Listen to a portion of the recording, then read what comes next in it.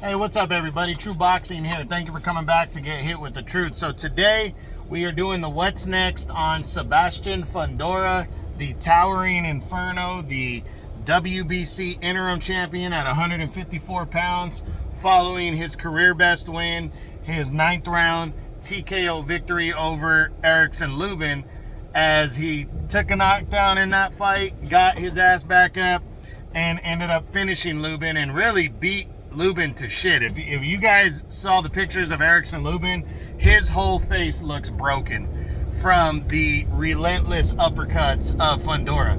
And Fundora, this was no walk in the park. If you look at Lubin's face and say, oh, Lubin got his ass whipped, no. Lubin got beat up, but he was very much so in this fight. He showed a shitload of heart, and it was a very good fight. Lubin was winning on the scorecards. So Sebastian Fundora, for as big as he is and as many punches as he throws, he was getting beat in this fight on points, but he was relentless. He never stopped coming at Erickson Lubin, and he stopped them impressively.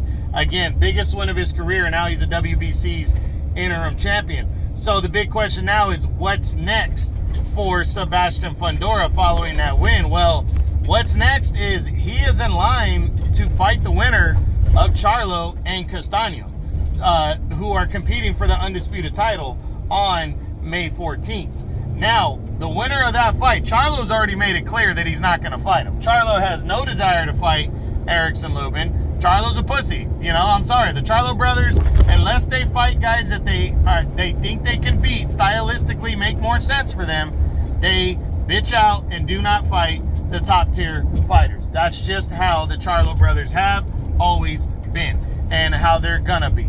So, you know, heading into this fight now, heading into going forward for Fundora, I don't think Castaño fights him either, in all fairness. I call Charlos the way they are because they are always carefully matched to where they do not lose fights. But, you know, or they have as best chance possible of winning those fights.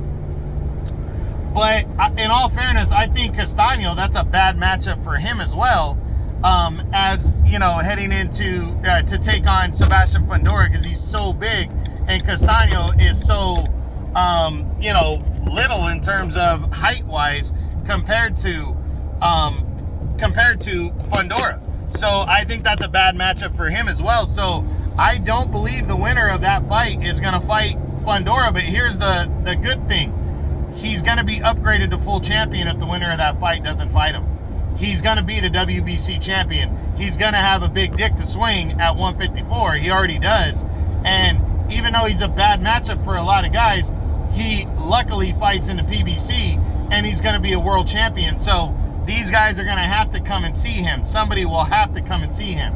So let's run through the rest of the top 10 outside of, well, we'll run through the whole top 10 and see what possibly could be next. Start with the two number ones, the two guys that are tied for number one that are fighting each other.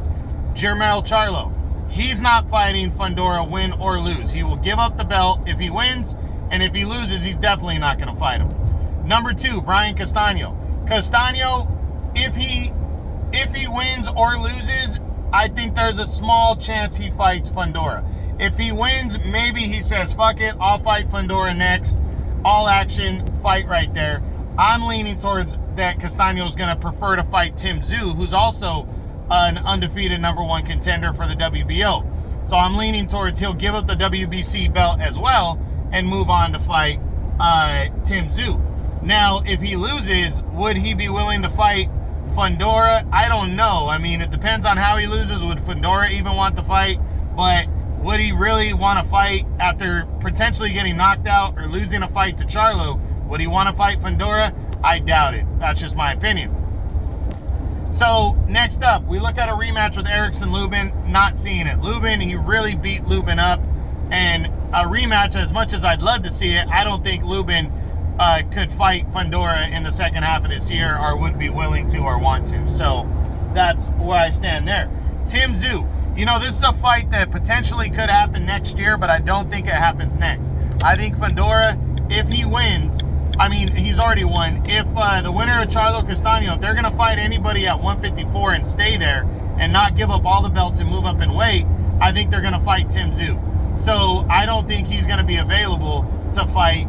Even if those guys don't fight Tim Tszyu's probably going to have to fight the number 2 contender, Magomed Kurbanov, in his next bout at 154. So I really, for the vacant WBO belt, so I don't think that Fundora and Tszyu are going to lock horns.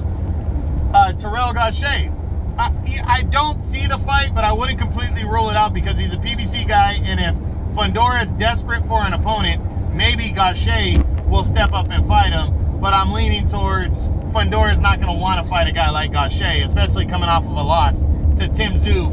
The only reason he would make a fight like that is just to possibly one-up Tim Tszyu and beat him more decisively, possibly stop Gausha, you know, where Tim Tszyu couldn't. So we'll see.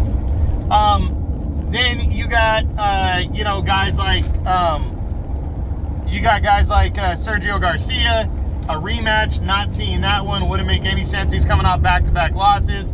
Tony Harrison.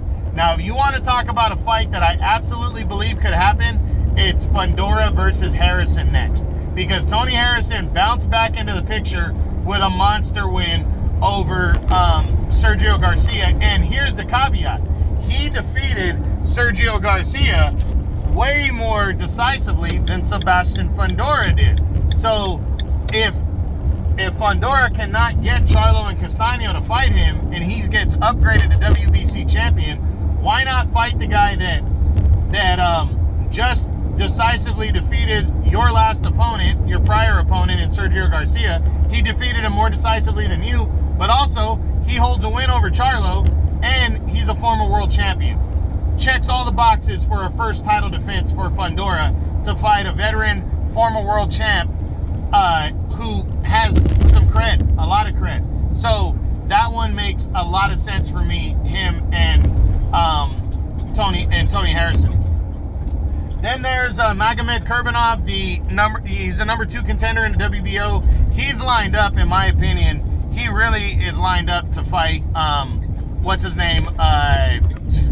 to fight Tim Tszyu if Tszyu is available for the vacant belt. If doesn't fight, if those two guys don't fight, the winner of Charlo Castaño do not fight, if they don't fight Sebastian Fundora, then if they don't fight Tim Tszyu, then Magomed Kurbanov would be in line to fight Tim Tszyu for the vacant WBO belt. But he might be available, but is that an opponent that Fundora would want in his first title defense? Maybe, maybe not. Just depends on if the fight can be made. Kurbanov, I don't know. I'm leaning towards the no. I don't see it. Okay, next, Liam Smith. Good former world champion, a guy that Canelo has beaten, who's been in the ring with some decent competition, but he's a DAZN guy, Matchroom. I just don't see Al Heyman wanting to do a cross-promotional fight to make a fight like that happen for Fundora. Patrick Teixeira, former world champion, you know, it would be exciting. He's only, he lost to Brian Castaño, but is this a fight that Fundora would want next, you know? I really believe, after going through the top 10, I really, really believe that Tony Harrison is the likely next opponent for Sebastian Fundora, as long as Harrison wants to fight. And Harrison's coming off a big win. He's got his confidence. I don't think Harrison is the type of guy that would cower from a fight like this, because it's the best option for him. I mean, he's basically getting handed a title shot without having to take more risk and work for it. Yes, it's a tough challenge, but he's probably going to be paid well. And I think Harrison would have as good a chance as anybody to pull off an upset here. So I wouldn't be surprised if this fight really happens. So I think that's the biggest possibility of the guys in the top 10 for Sebastian Fundora. I believe he'll be upgraded to the full WBC champion, because I don't think the winner of Charlo and Castaño will fight him. And I think him and Tony Harrison locking horns is the most likely thing that's going to happen. But that's it. That's what's next on the undefeated WBC interim champion at 154 pounds, super welterweight, Sebastian Fundora, the towering inferno. I hope you guys enjoyed it. If you did, smash the like button, leave a comment, subscribe to the channel. I appreciate any support. And that's what I got. This is True Boxing. You've been hit with the truth.